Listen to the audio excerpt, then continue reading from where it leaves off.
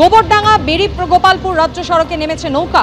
স্থানীয়রা অভিযোগ করছেন দীর্ঘদিন ধরে সুটিয়া গ্রাম পঞ্চায়েতের বলদেঘাটার চৈতি খাল সংস্কার হয় না, ফলে বৃষ্টি হলেই সুটিয়া অঞ্চলের বলদেঘাটা খালপাড় সহ একাধিক গ্রাম জলে ডুবে যায়। কয়েক হাজার মানুষকে ঘরছাড়া হতে হয়।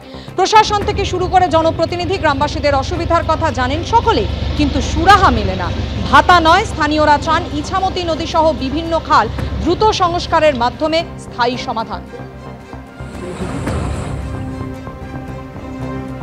আমাদের এখানে মূল অসুবিধা হচ্ছে বৃষ্টির সিজনে 3 মাস প্রায় রাস্তা তলিয়ে থাকে।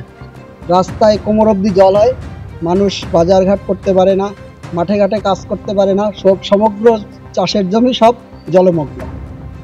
মানুষ চাষি পরিবার এখানে মূলত চাষির পুরো কাজটাই বন্ধ থাকে।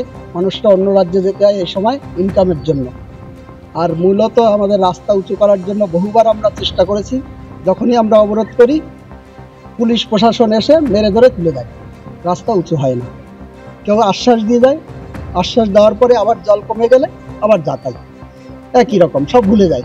এখানে পাশে একটা খাল আছে, এই খালটা যদি সংস্কার হতো, খালের যে মূল আগাটা, সেই আগাটায় বড় বড় ভেরি করে নেতারা রেখে দিয়েছে। সেই আগাটা কখনোই সংস্কার হয় না। আগা সংস্কার না করে যখনই স্যাংশন হয় তখনই মাঝে মাঝে কিছু কিছু কাজ করে চলে যায়, আর তাতে কোনো কাজই হয় না, নিটফল জিরো। ঘর ছেড়ে কেউ যেতে চায় না, কিন্তু এই পরিস্থিতিতে ঘরে থাকাও সম্ভব না।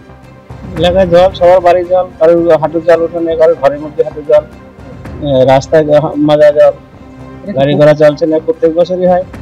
রাস্তা নিয়েছি, এই হচ্ছে অসুবিধা। রাস্তাটা উঠে গেলে মানুষের যাতায়াত ব্যবস্থা ভালো থাকতো। যা প্রশাসন আসছে কত বছর আসছে, প্রত্যেক বছরের জল হলে আসে দেখে চলে যায়, বলে হবে। ভোটের সময় তো অবশ্যই আসবে, ভোটের সময় আসবে, তখন তো শুকনো থাকে, তখন তো জল থাকে। আমরা চাই স্থায়ী সমাধান হোক, রাস্তা উঁচু হোক, খাল সংস্কার হোক, যাতে প্রতি বছর মানুষের এই অসুবিধা না ভোগতে হয়। বারাসাত পুরসভার 4 নম্বর ওয়ার্ডে নিকাশি বেহাল। কয়েকদিনের বৃষ্টিতে জমা জলে নাভিশ্বাস উঠছে এলাকাবাসী। জল নামাতে এবার মাটি কাটার যন্ত্র দিয়ে শুরু হলো নিকাশি পরিষ্কারের কাজ। যে ছবি আপনারা দেখতে পাচ্ছেন, এভাবেই মাটি কাটার যন্ত্র রাস্তায় নামানো হয়েছে। কি কাজ করা হচ্ছে? জল নামানোর জন্য এই যন্ত্র নামানো হলো। সমীরণ পাল আমাদের প্রতিনিধি আরো বিশদে নিয়ে জানাবেন। সমীরণ। সুকর্ণা, আমরা এই মুহূর্তে রয়েছি বারাসাত ব্যারাকপুর রোডের বড়বড়িয়ার কাছে, এখানে বিষ্ণু কটন মিলের কাছে, এবং সেখানে গত কয়েকদিন ধরে যে বৃষ্টি হয়েছে তাতে বারাসাত পুরসভার অনেক এলাকা জলমগ্ন হয়েছে। সব থেকে বেশি জলমগ্ন হয়েছে 4 নম্বর ওয়ার্ড।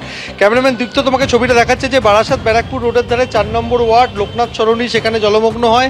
এবং এই জায়গাটা সেটা হচ্ছে পশ্চিম খিলকাপুর গ্রাম পঞ্চায়েতের অন্তর্গত, অর্থাৎ পুরসভা এবং পঞ্চায়েতের সন্ধিস্থল এলাকা, এবং সেখানে ফি বছর বর্ষার জল জমে এবং রাস্তার পাশে নিকাশি ব্যবস্থা, সেই নিকাশি ব্যবস্থার বেহাল দশা, এবং জল জমা আটকাতে নিকাশি ব্যবস্থা অর্থাৎ নালাগুলো পরিষ্কার করার কাজ শুরু করেছে বারাসাত পুরসভা। এবং বৃষ্টি মাথায় করে আমরা এই মুহূর্তে দেখতে পাচ্ছি যে বারাসাত পুরসভার তৃণমূলের পুরপ্রধান অশ্বনী মুখোপাধ্যায় তিনি একেবারে সপার্শ্বদ উপস্থিত হয়েছেন।